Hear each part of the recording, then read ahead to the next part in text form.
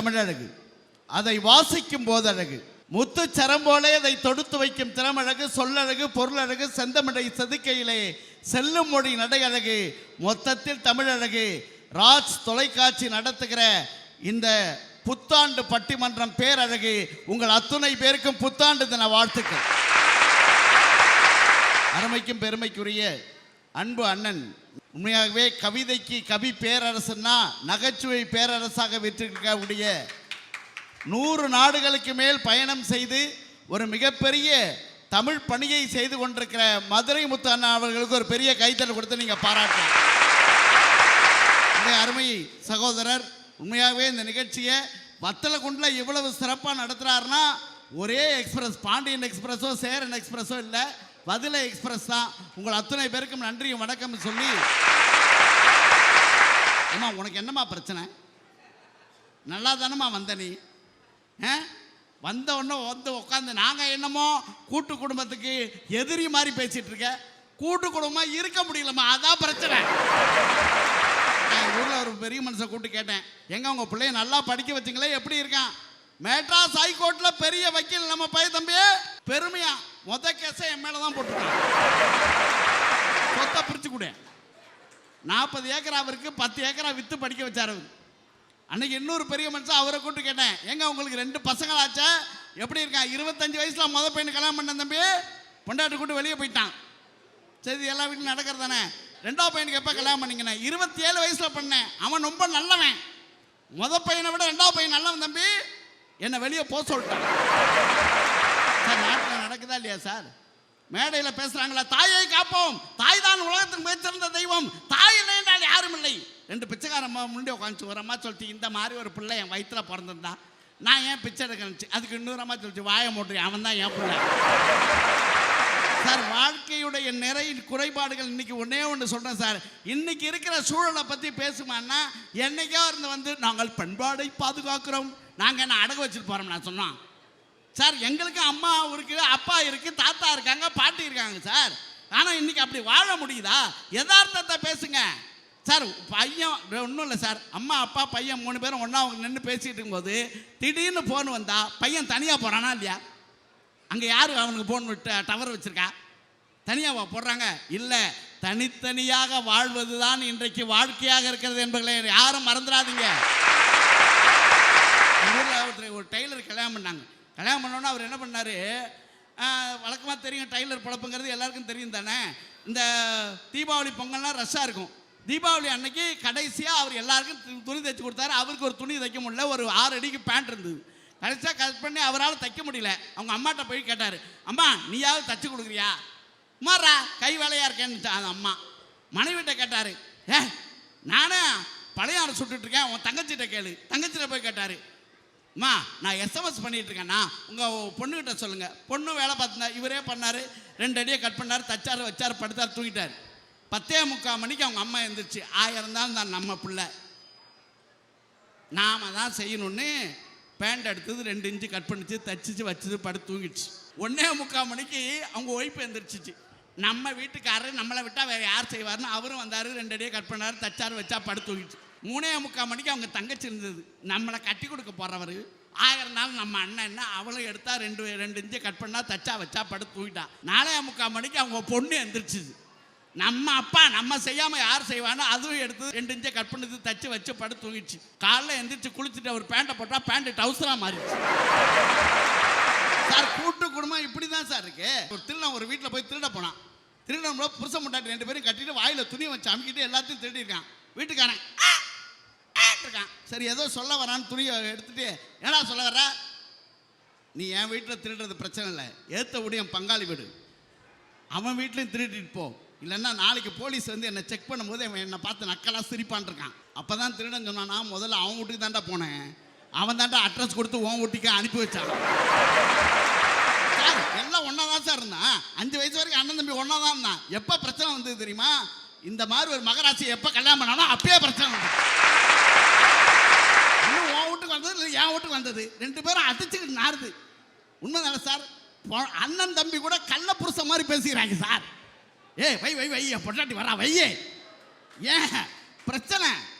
கல்யாணம் பண்ணி ஃபர்ஸ்ட் நைட்டில் போய் நம்மால் என்ன உன்னை பிடிச்சிருக்கான்னு கேட்கலாம். ஏன் பிடிக்கலாம் வெளியே வந்துருக்கா? அதான் 1000 பத்திரிக்கை அடித்து எல்லாம் பண்ணியாச்சா. அங்கே போய் ஆரம்பிப்பேன் நம்மால். இப்போ எப்படி பாடுவான் தெரியுமா?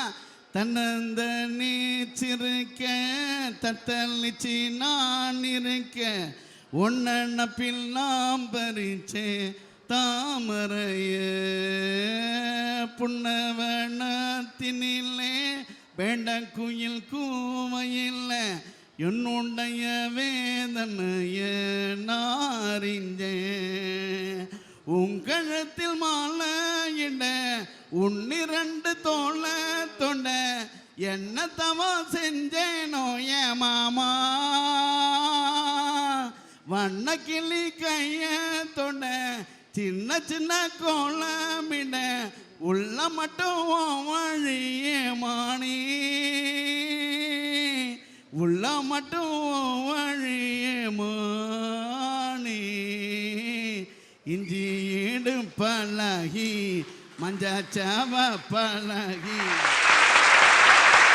யாராவது தட்டினா தட்டிடுங்க. இப்படி குட்டை வந்து பட்டன் நிறுத்தினா பயமா இருக்கா இல்லையா? கல்யாணங்கிறது ஒரு மிகப்பெரிய சொந்த பந்தங்களாம் ஏற்பாடு பண்ணுறதான் சார். ஆனால் கல்யாணம் பண்ணி 2 பேர் யார் வாழணும்? புருஷன் பொண்டாட்டி அவங்க தானே சார் வாழணும். புருஷன் பொண்டாட்டி வாழும்போதே நீங்கள் கொடுக்க வந்துட்டீங்கன்னா அதுவும் மாமியார் மருமக பிரச்சனைன்னு ஒன்று இருக்க. அன்றைக்கெல்லாம் என் பொண்டாட்டி எங்கள் அம்மாவுக்கு காலாமிக்கு விட்றான். ஒரு வேளை சேர்ந்துட்டாங்க பிறகுன்னு நேற்று வரைக்கும் சண்டையாக இருந்தது, இன்றைக்கி சேர்ந்துட்டீங்களான்னு உங்கள் அம்மா காலாமுக்கு சொன்னாங்க. நாளைக்கு கையம்முக்கு சொல்லுவாங்க. ஒரு நாள் கழுத்து வலின்னு சொல்லாமையா போயிடுவாங்க. உலகார பாவியோட குடும்பம் நடத்துகிறேன்னு. ஆனால் சத்தியமாக சொல்கிறேங்க, உலகத்திலே நீங்கள் குடுகுடுப்புக்காரன் வீட்டுக்கு வந்தால் நீங்கள் எவ்வளோங்க போடுவீங்க? எவ்வளோ போடுவீங்க? அண்ணா நீங்கள் ஒரு குடுகுடுப்பார் வீட்டுக்கு வர்றாரு, எவ்வளோ போடுவீங்க? ஒரு 100 ரூபா கொடுக்கலாம். ஒரு 100 ரூபா கொடுங்க. அண்ணன் நிறைய வசதியாக இருக்கார், 100 நாடு போயிருக்காரு, 100 ரூபா கொடுப்பார்.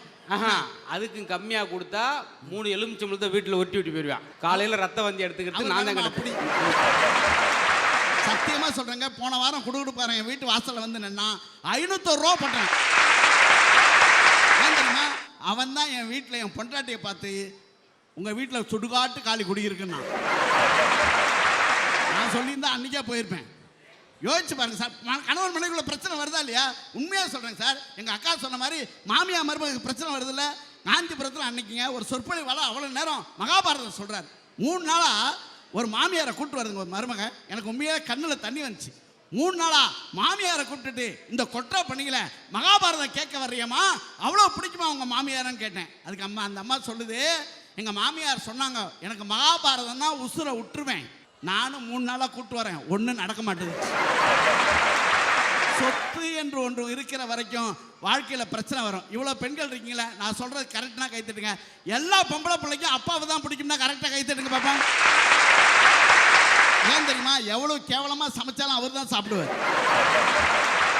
நல்லா இருக்கா தங்க, சூப்பரா தங்க, வெரி குட்ரா தங்க சொல்கிறாரா இல்லையா?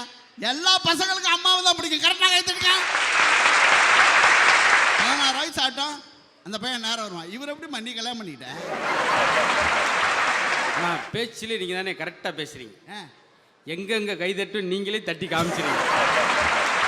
நல்லா மகாலட்சுமி மாதிரி இருக்கேம்மா. எப்படி உனக்கு இந்த சாய்ஸு? எப்போ பார்த்தாலும் வல்லுவல்ல உள்ளூராரு பையன் கேட்குறான்ல. ஆனால் பொண்ணு உண்மையாக சொல்கிறேங்க, அப்பா ஒரு குறை சொல்கிறாரு. உண்மை தானேங்க? ஒரு குறை சொல்கிறாரு.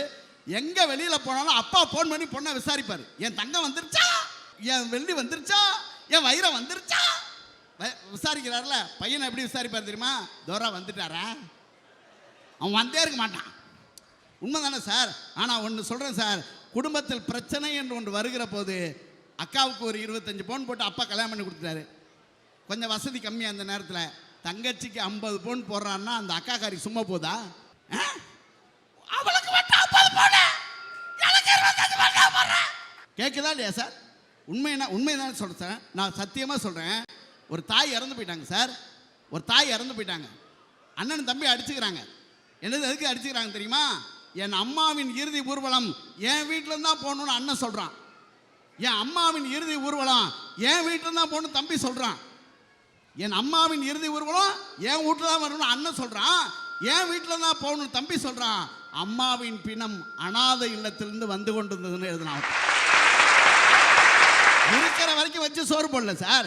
செத்ததுக்கு அப்புறம் நீ என்ன கொண்டு வரனா, சொத்துக்கும் டெத்துக்கும் கொஞ்சம் சம்பந்தம் இருக்குது. சொத்துன்னு ஒரு வார்த்தை இருக்க வரைக்கும் இன்னைக்கு பங்காளியெல்லாம் அடிச்சுக்கிட்டு சாப்பிட்றான்னா அந்த காலத்தில் போய் கூட்டு குடும்பம் எப்படிங்க பேச முடியும்? உண்மையாக சொன்னேன் சார், நீங்கள் தனித்தனியாக இருந்தால் மதிப்பு. ஒன்றே ஒன்று சொல்கிறேன் சார், உங்கள்கிட்ட பணம் இருந்தால் தானே மனுஷனை மதிக்கிறான்.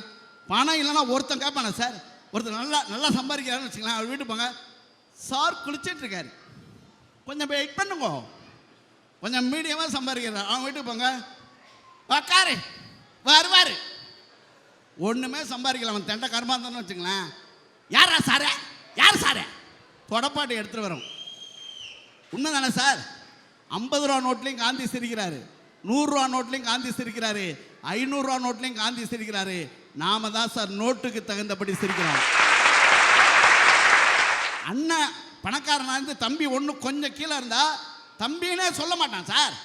அதுக்கு கீழே இருந்தா யாருன்னே சொல்ல மாட்டான். அந்த உலகத்துல தான் வாழ்ந்துட்டு இருக்கேன் நம்ம. அப்படி இருக்கும்போது நீங்க அப்படியே பாச பிணைவா இருக்கீங்களா? அப்படியே வந்து உள்ள வந்து பண்ணிடுறீங்க, எதுவும் பண்ண மாட்டாங்க சார். ஒன்னே ஒன்று சொல்றேன், இந்த உலகத்துல எப்படி தெரியுமா வாழணும்? உலகத்துல மிகப்பெரிய பணக்காரன் வந்து இன்னைக்கு சொத்துக்களால் வாழ்க்கணும், சொந்தங்களால் வாழணும் பேச்சுக்கு சொல்லலாம். ஆனா பணம் இல்லைன்னா யாருமே மதிக்க மாட்டாங்க. அதனால தான் அண்ணன் என்னடா தம்பி என்னடா அவசரமான உலகத்திலே ஆசை கொள்வதில் அர்த்தம் என்னடா காசு இல்லாதவன் குடும்பத்திலே. ஜீன்ஸ் பேண்ட் போடுறாங்கிறதுனால அவன்கிட்ட பண்பாடு இல்லை, அவன் ஜீனுக்குள்ள அந்த பண்பாடு இருக்கு. அதான் ரொம்ப முக்கியமான விஷயம். அண்ணன் தம்பி நம்ம ஊர்ல 10 வருஷமா பேசாம இருப்பாங்க, உண்மைதானே? இருப்பாங்க, எல்லா குடும்பத்திலும் இருப்பாங்க சார். என் குடும்பத்தை சேர்த்து தான் சொல்றேன், 10 வருஷமா பேசாம இருப்பாங்க. ஆனா எது தெரியுமா நம்ம பண்பாடு? அண்ணனை முகம் தெரியாத எவனோ ஒருத்தன் அடிச்சான்னா தம்பி பார்த்துட்டு போக மாட்டான் சார், பார்த்துட்டு போக மாட்டான். என் அண்ணனை அடிக்க நீ யாரான்னு இறங்கி அடிப்பான்ல, அதுதான் நம்ம பண்பாடு. கூட்டு குடும்பமாக உள்ள உட்காந்து கூட்டு வாங்கி சாப்பிடுவோம், நாங்கள் பொரியல் வாங்கி சாப்பிடுவோம் நாங்கள் சார். உண்மையாகவே பொண்டாட்டி சமைக்கிறது சாப்பிட முடியுதா சார்? எங்கள் அம்மாலாம் சமைச்சு வச்சுட்டு பக்கத்துலேயே உட்காந்துருக்கும். ஏமா பக்கத்தில் உட்காந்துருப்பேன், நான் கேட்பேன், நீ சாப்பிட்றத யாராவது கண்ணு வச்சுருவாங்கடா. போன வாரம் என் பொண்டாட்டி அதே மாதிரி உட்காந்துருந்தான். என் அம்மா மாதிரியே உட்காந்துருக்கிறேங்கிறேன், எந்திரிச்சு போனால் எல்லாத்தையும் நீயே தின்றுவிடா. ஆனால் மனைவியோடு வாழ்கிற வாழ்க்கையில் எது சந்தோஷம் தெரியுமா? ஒன்றே உங்களுக்கு சொல்ல சார், சார் உங்களுக்கு இயல்பாக சொல்கிறேன், நீங்கள் ஜெயிச்சிங்கன்னா உங்கள் நண்பர்கள் அத்தனை பேரும் கூட இருப்பாங்க. நீங்கள் தோற்று போனால் உங்கள் கூட இருக்க ஒரே உறவு உங்கள் மனைவியை தவிர உலகத்தில் யாருமே இருக்க மாட்டாங்க. பக்கத்தில் நீ வாழும்போது உன்னருமை தெரியல, உன்னருமை தெரியும் போது பக்கம் நீ இல்லை. தன்னந்தானி படகு போல தத்தளிக்கும் வாழ்க்கை போல தண்டனைகள் ஏதும் இல்லை இந்த மண்ணில. நீரிலே பூத்தாலும் பூக்களின் வாசங்கள் தன்னிடம் சேர்வதில்லையே. என்ன விதியோ அன்பிலே அன்பிலே இந்த மனம் வாடுதே, கண்ணிலே ஈரம் சேருதே, கண்ணிலே பூவும் பூக்குதே, காற்றோடு பட்டம் போல இந்த வாழ்க்கை தான். அடையார் சொல்ல கூடும் அது போகும் போக்கதான். ஒரு வீடு கட்டினேன், எங்க மாமா வந்தார் கிரகப்பிரவேசத்துக்கு. என்ன மாப்பிள இல்லை வீடு கட்டடா, இந்த டிவியில் வரையாதான் அவனுக்கு பொறாமை. அதில் இல்லை நல்ல நல்ல வீடாக இருக்க, என்ன சிமெண்ட் போட்டேன்? சிமெண்ட் பேரை சொன்னேன் சார். மெட்ராஸில் 13 மாடி கட்டுறேன், கீழே வந்து அதே சிமெண்ட்ரா. நல்லா இருந்தா சொந்தக்காரன் கூட பிடிக்காது, ஆனால் கடைசி வரை என் கூட இருந்து எச்சிகளை எடுத்தவன் யார் தெரியுமா? என் நண்பன் தான் என்பதை என்னால் மறக்கவே முடியாது.